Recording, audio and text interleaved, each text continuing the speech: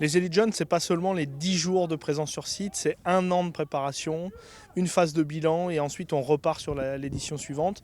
L'idée, c'est de rassembler tous les acteurs du rugby. Ce n'est pas seulement à la fédération, le secteur sportif, la direction sportive ou la direction technique nationale, c'est le service juridique, c'est le service com, c'est le service marketing, c'est le service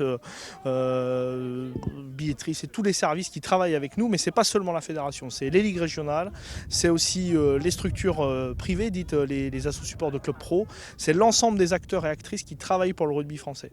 Et c'est pas seulement le sportif, c'est l'ensemble des ressources, c'est administratif, financier, c'est aussi des kinés, du médical, des médecins, on peut compter des physios, on peut compter aussi des nutritionnistes, des data scientists, des préparateurs physiques.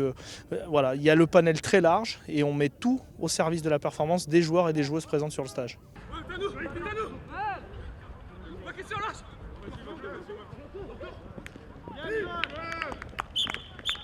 Pour l'année 2025, nous avons identifié 2 sites d'hébergement et de restauration. Un premier site qui accueille les moins de 18 filles et les moins de 18 garçons.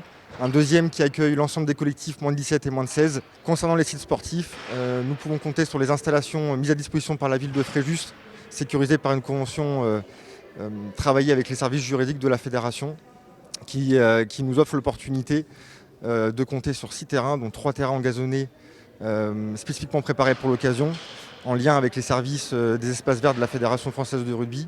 Nous bénéficions aussi d'un espace mis à disposition par la ville qui nous permet de descendre la salle de musculation itinérante du 15 de France sur la totalité du séjour pour organiser l'ensemble de séances de musculation. La Fédération, pour ce faire, engage pas moins de 600 000 € de dépenses, dont 50% sont consacrés à la pension complète, donc la partie hébergement et restauration. Les menus sont concoctés par des nutritionnistes de la fédération. Et pour l'anecdote, on consomme sur la totalité du séjour pas moins d'1 tonne de viande et poissons et 1,5 tonne de féculents.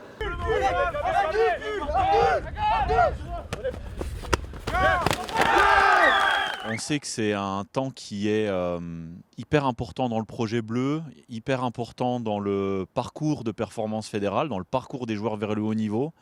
Et on sait que quand on réunit 304 jeunes mineurs, garçons et filles, et 150 staff, eh bien on sait très bien que c'est un projet qui doit être bien mené du début à la fin.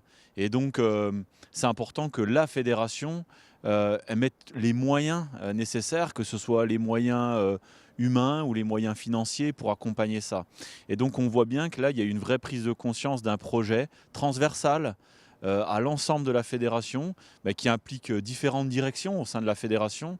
Et j'aime bien dire que ce n'est pas le projet du sportif en fait. C'est le projet d'une fédération qui porte ses élites jeunes pour en faire un événement qui dépasse même le cadre, je trouve, du projet fédéral, puisqu'il embarque avec nous les clubs. Et on voit très bien que au-delà de l'objectif de l'évaluation des joueurs, de leur accompagnement, il y a aussi l'objectif de diffusion d'un projet auprès des clubs, auprès des arbitres aussi, et comme une forme de lieu où s'associe à la fois la réussite sportive des matchs, mais aussi la réussite d'une formation continue et d'un partage du projet auprès de tous les acteurs de la performance.